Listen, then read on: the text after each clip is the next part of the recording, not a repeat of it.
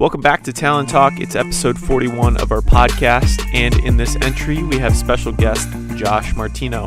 Martino, the president and legal counsel for Bono's Pit Barbecue and Willie Jewell's Old School Barbecue, discusses his background and involvement in the Jacksonville community, some of the challenges for the company during COVID-19, and his involvement with UNF. Bono's has been a longtime partner with UNF Athletics, and Martino specifically has been involved with the Taylor Leadership Institute while also serving on the UNF Student Affairs Community Council. So enjoy this episode. Welcome back to another edition of Talon Talk. Really grateful to have a special guest on today, Josh Martino, president and legal counsel of Bono's, and Willie Jewell's as well. I know you're very busy, so thanks for carving out some time. No, my pleasure. Anything for UNF. There's a lot of different things you could touch on here, but just give a quick intro of yourself, your connection to Northeast Florida. Sure. So my name is Josh Martino, president, like you said, Bono's, Willie Jewell's.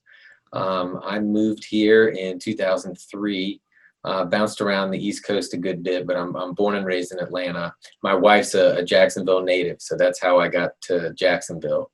And, practicing attorney for a little bit, and quickly realized there was a passion itch that needed scratching, and that ended up being the restaurant business. And fortunately, our family has had Bono's for quite some time. So back in 2006, joined the fray, and we've been growing Bono's and growing a new concept, Willie Jewell's, since 2009.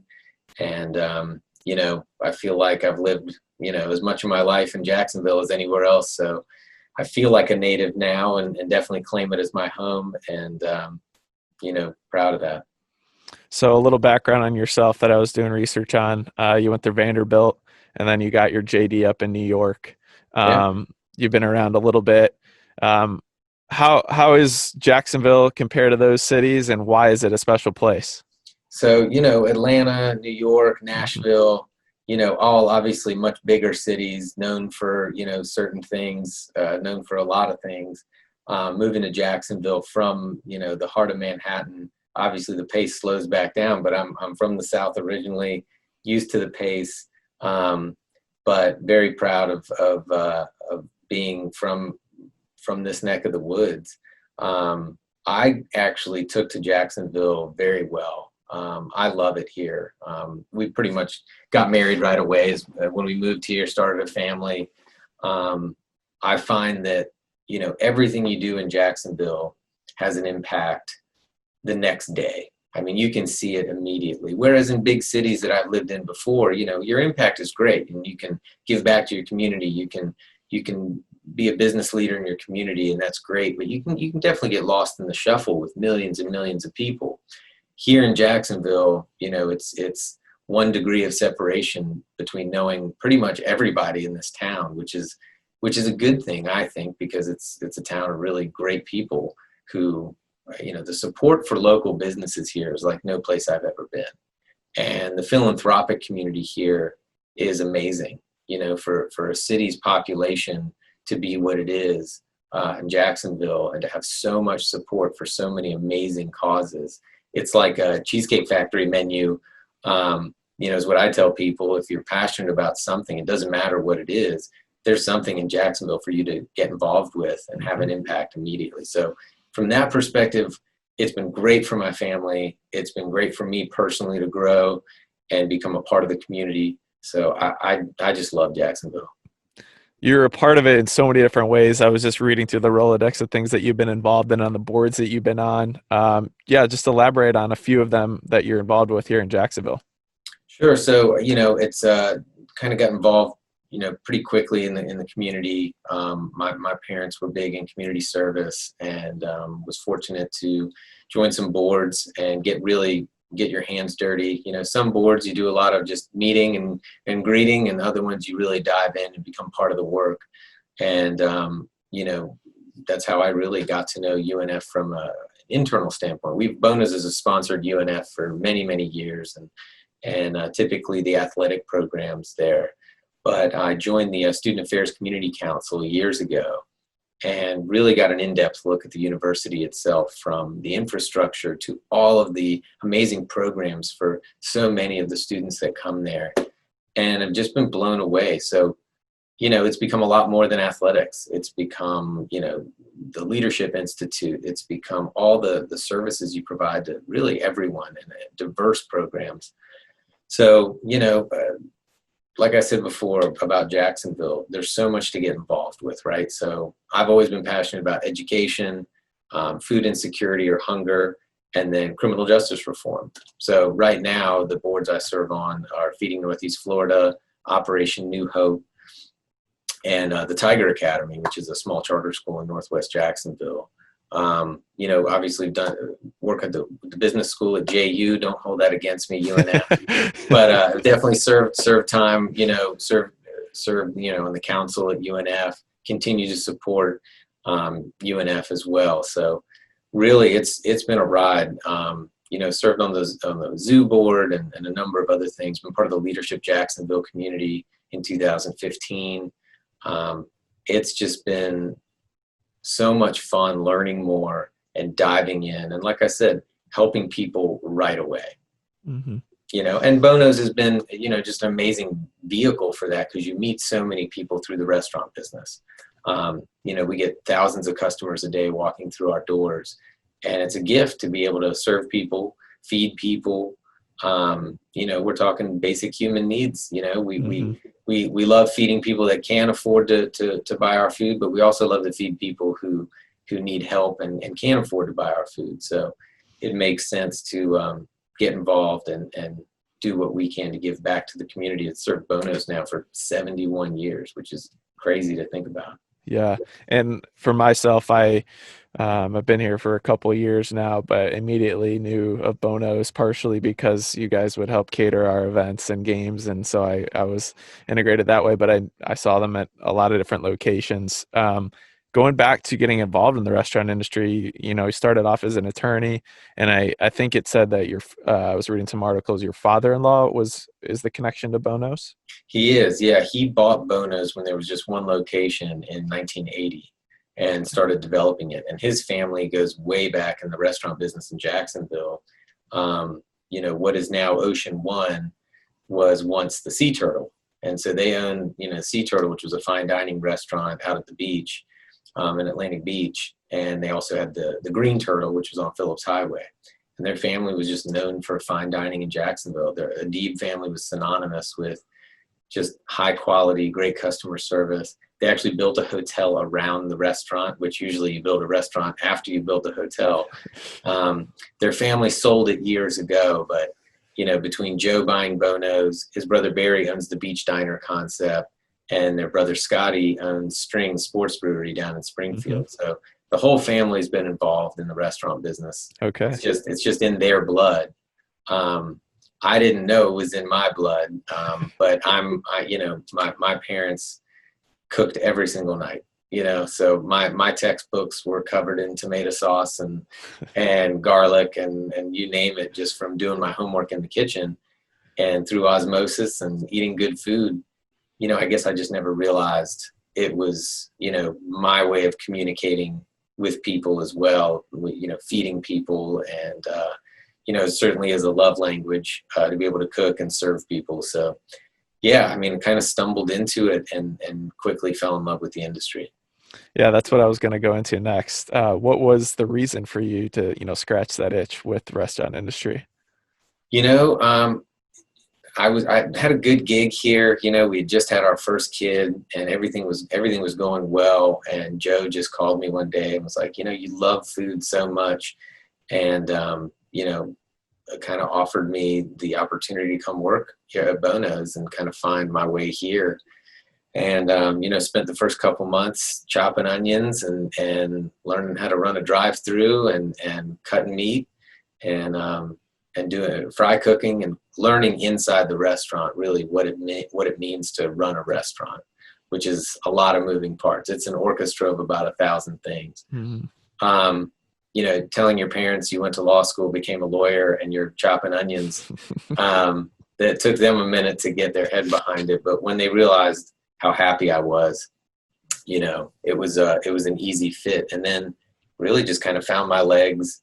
And Joe's just been a great mentor. I mean, I've been fortunate to have a lot of great mentors in Jacksonville to kind of guide me along and develop into, running the show here. So you started off, if I'm correct, as chief operating officer. Is that accurate? Yeah. I mean, the funny thing is we've got 36 restaurants, and typically for, a company with that many stores, you'd have, 30, 40 employees, Mm-hmm. and we've got about 6. So, we don't really believe in titles here. Yes, I guess I'm president and legal counsel is on my business card, and Joe's the CEO, and we have directors of operations and a CFO. But, if our fry cook called out next door, we've got one of our restaurants is right behind our office, I'd go fry French fries right now. When we're building restaurants, we're the construction supervisors. We're negotiating contracts from here to, overseas, for some of our goods. So really we do as many different things as we possibly can. It puts a lot on our shoulders, but every day is interesting. Mm-hmm. Every day is fun and exciting, and there's curveballs every day, but we tend to hit those curveballs to the opposite field and get on base pretty often. So we love the challenge, and I think that's just what it is. This industry is all about being passionate. I'm guessing you're a Braves fan. Is that the case? Yeah. If I could turn my camera around, you'd see at least 20 Braves, Falcons, everything Atlanta oriented. But I do have my Jaguars gear too, and because it's AFC, NFC, it's okay. I've settled on that. You can get away with it a little bit better. Exactly. Yeah. They don't play each other. They play each other mostly in the preseason, so it's harmless. Right. So what is that day-to-day like? I know you have 3 kids as well, and is that right? Yeah, 3 kids, who are just awesome, 7, 10, and 13.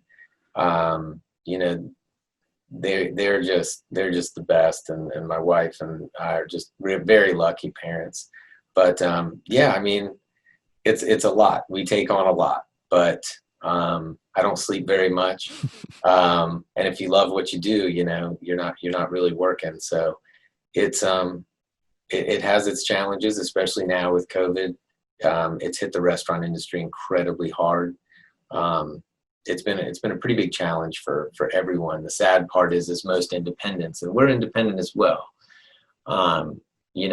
If this thing persists through the fall, we're looking at 70% of independent restaurants closing. Mm-hmm. Restaurants that were, for all intents and purposes, very successful. Mm-hmm. I mean, you'd have to wait a couple weeks or a month to get a reservation at some of these nicer restaurants. But with limited capacity, people's, nervousness about going back into a restaurant, all those things, it's too bad, because we represent the restaurant lodging industry is the largest employer in the state of Florida. Mm-hmm. So we're talking, thousands upon thousands of employees out of work right now, who have been furloughed and never come back. So it's between supply chain issues, health issues, labor issues. It's really been a lot more curveballs than we're used to. But I have to say, we feel like some of the fortunate ones. We're very grateful. The community here has been incredibly supportive. So while our dining rooms look a lot emptier because of restrictions, 50% limitations on our occupancy, our takeout business, our drive-through business, our third-party delivery business, the Uber Eats and Grubhubs and DoorDashes of the world, those have all really stepped up. We're not catering as many events. That's probably the revenue stream that's been hit hardest for us, just because, we missed out on what was a great, typically the spring is a great wedding season.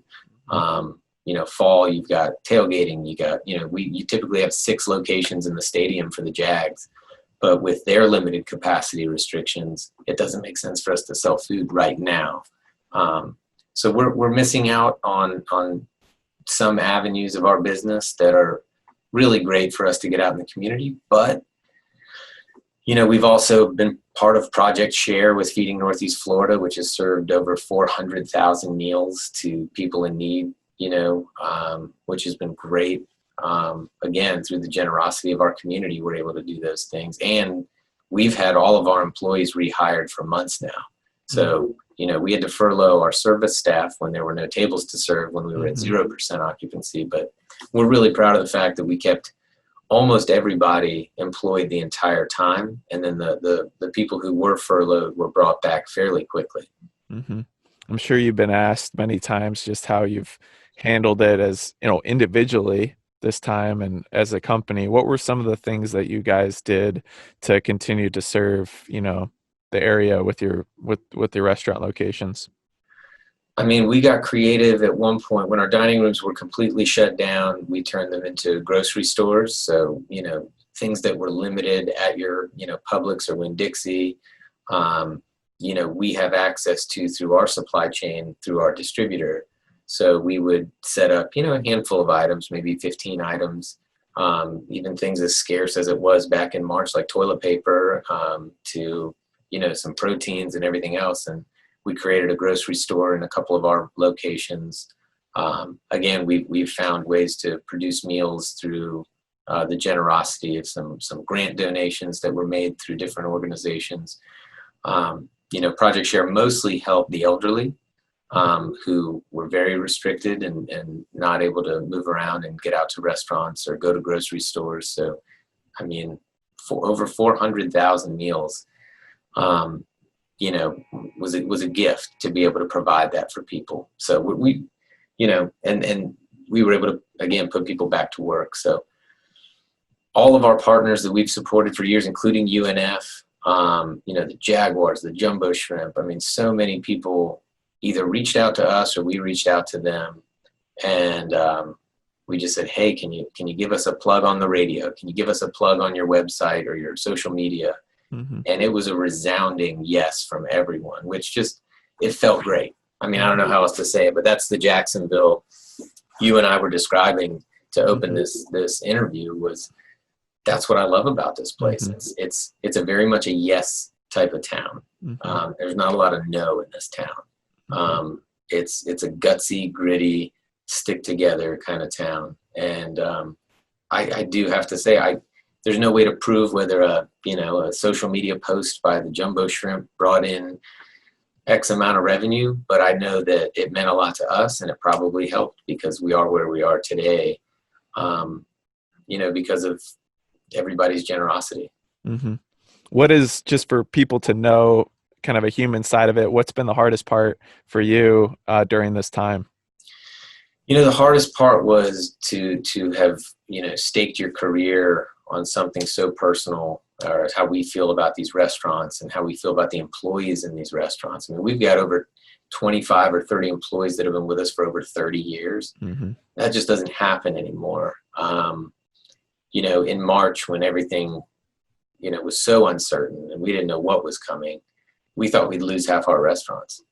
And with it, the ability to employ a lot of deserving people who have done nothing but work their tails off, for our brands and for our family and for themselves. And there was going to be no place for them to go. So there were a lot of stark realities that kind of hit us. Supply chain issues, because, if I was to tell you, farmers that produced cattle, they couldn't process the brisket. And so some of the supply chain things, fortunately for us, were large enough to have contract pricing. But when brisket goes from, $3 a pound to $9 a pound, mm-hmm. We're locked in at $3 a pound. That's great, but there's not as much brisket. We know that those farmers are struggling, and, we keep in touch with our sourcing. So we know the turkey farmers that produce our turkey. We know these people very well, and they were all getting hit hard. So every phone call you took was somebody struggling a certain way, whether it was one of our servers who, they see their checking account dwindling and they don't know what to do. And we're, trying to give them at least some Publix gift cards, or, doing anything we can to create labor opportunities at the restaurants, work opportunities for them to earn some money. It was just a crazy time. But, fortunately, that's gotten much better. The labor side, supply chain issues are still very challenging. We're just facing something new. For us, we usually look out 6 months. Now we're looking out about 6 minutes, it feels like, for the next thing to come down the pipe. But I also know not to complain, because I know it's not just the restaurant industry. It's a lot of industries, and it may not look like the challenges we're facing. It's something that looks completely different for somebody else. So, I think we're all going through our own version of coping and dealing with what's going on. And, but I know that it's a good feeling to know that I can always lean back on our community and our friends and supporters who were just so fantastic to us when all this started. Are there any, looking at the positives, are there any permanent positive adaptations that restaurants will be making in the future, or you guys will be making, you think? I think, we've had this conversation internally, right before COVID got real in March. We unfortunately lost our town center location. It burned down literally a week before everything kind of went bananas. And so we've been saying that if coronavirus had lasted a few months and then we had recovered and, we'd gotten past it, trends probably would have gone back to what they were, dining in, taking out, delivery, drive-through, all that stuff. With as long as it's lasting now, and I'm not sure when or where it will end, we think that a lot of the trends that have started with how people are utilizing restaurants might be here to stay. And so in redesigning the location of the town center, we're going to probably be putting fewer seats in the dining room, shrinking the footprint a little bit to make room for a drive-through there, which we didn't have before, which we think will do very well at that location just because of the traffic at the town center. Creating a lot of efficiencies for our takeout, our third-party delivery, as far as how the setup is for our staff. Just a lot of efficiencies and trend changes. So we're adapting to all of those needs that I think are going to be here to stay, and to be able to support it for ease of our, employees. So those are I don't know if they're positives, but they're definitely culture shifts and trend changes for how restaurants fit into people's lives that we're going to adapt to. And it's kind of a loaded question too, with the amount of things that go into your industry that we definitely on the outside don't think about or see. We think the end product, like any field, for sure. For you, just fundamentally, why philanthropy and charitable efforts and work, as your character and your life output? It's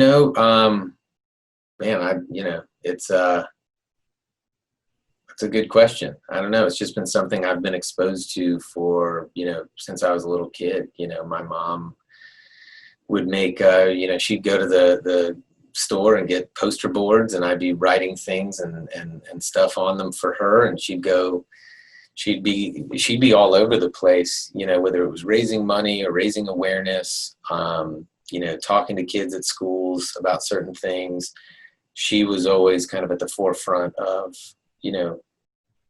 some movement or another, somebody who's always in need, somebody who's always needing a leg up. And, again, it was like the osmosis of doing my homework in the kitchen. I think somewhere along the way, you learn that your community is a lot bigger than you. And, if you're fortunate, you should not only be grateful for it, but you should try and let other people in on that little secret, and there's always, some injustice out there. There's always somebody who needs help. There's somebody who's hungry. There's somebody who needs a couple bucks just to make it through, who needs a bus pass, who needs this. If you have the ability to do it, it's not always a check you have to write. Sometimes it's time. Sometimes it's just collaboration. That's what I think our greatest strength is in this town that I've found, is putting people together. There's people who want to give back. They just don't know how to get started.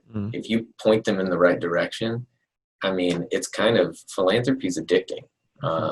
When it makes you feel a certain way to give back and see the help pay off for certain people, it's addicting. It's a great great feeling. You Sure. also learn a lot about your community, good and bad. But sometimes you can learn better from bad examples and from negativity than, if things are always rosy all the time, oh, what needs fixing? Nothing, everything's great. But if you uncover things that need help, it's kind of a bottomless pit. So there's always somebody to help out. Sure. As far as your engagement with UNF, how did that start, getting involved with the Leadership Institute and the council? So I kind of got kicked off. My kickoff was just, Bonos had always supported UNF athletics. So through that, I got to meet some really great people at the university. And then a good friend of mine was like, yeah, you're already doing stuff with the university. You should join the Student Affairs Community Council. And that was just an amazing experience for many years. Met a lot of great people on the council, but met some great students. And again, just learned so much more about what goes on campus than I think most people know about. Not to mention, it's a beautiful campus. I mean, the architecture is great. The flow of the whole campus is awesome. I've always been a supporter of education, but learning more about the inner workings of the university just is going to keep me a fan and coming back forever. This year being so odd and sports being canceled or postponed. So this year, we do with other universities that shall remain nameless on this program. We support them as well, but we got creative with UNF. We got creative with some other universities as well, and we took some of the funds that are typically allocated towards those sponsorships, and we turned sponsorships into scholarships, and that has just been really fun and really amazing and so well received by the university. Like normally people don't like to reallocate. So we've actually started scholarships, at JU, and we started scholarship at UNF using funds that were previously allocated towards, like I said, outfield wall signs or ribbon banners or whatever. So, we've started a scholarship that we've committed to fund for 4 years, and odds are much longer after that. Working with Operation New Hope and some of their graduates of the Ready for Work program to be able to come back and get a further education, get a degree, and therefore be able to get a better job. So we're starting to build that fund, build that scholarship, create the application process and the vetting process for this student who will be granted this scholarship. So the people at UNF have just been awesome to work with. I think it's a pretty exciting deal. I think it's a feather in the cap of UNF for being so open-minded. And it's just a testament to, I don't know, just people thinking outside the box, collaborating, and just a willingness to change that, a lot of people are resistant to change. I know I can't change our ranch dressing recipe because I'll get fired. But we can change up some things that we've just been doing out of routine for so long and really create some good out of it. So we're excited. With your, large support of education involvement here at UNF, what advice would you give to students right now just to have them focus on where they want to get with their education and career, considering the circumstances right now? I think,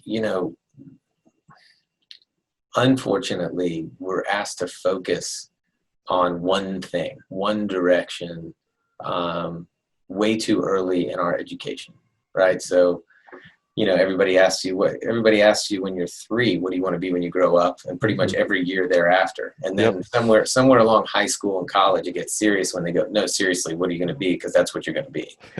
I don't remember where I saw it or read it, but they say it's your third job that ends up being the one you do for your career.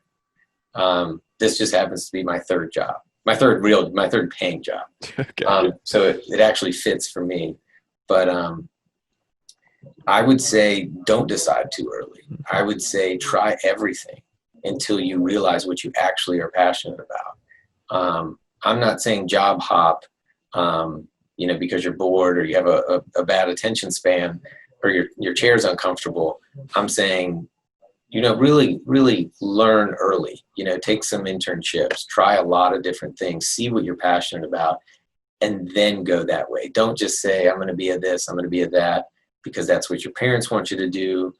Or you feel like, oh, I did well in that class, maybe that means I should be this. It really doesn't, those things don't matter. Figure out what you're passionate about and then run full steam ahead. But be a chameleon. It's so much more fun to do a lot of different things than one thing. Well, and I mean, just your career, being able to shift your legal background into this business and now take another side of this business too is a testament to that. Anything else that you want to share, Josh? I know you have a busy day. Anything else you want to share before we close? No, just kind of an appreciation thanks for having me on. This was really fun. And, we're all getting better at Zoom meetings. Yeah. No, keep doing what you're doing. Best of luck to the students at UNF. Wish I could go back to college. I'd be grateful if my kids were Ospreys one day. Selfishly, that means they'd be close to home. But yeah. No, but just wish everybody, safety and health and happiness and good luck. Great. Well, thanks for taking the time today, Josh. It was good to hear a little bit of the backstory and just your words of encouragement for us. And thank you for your support. Thanks for listening to Talon Talk. Find the complete archive along with feature articles on UNFospreys.com by going to Fans and Talon Talk podcast series under the Multimedia tab.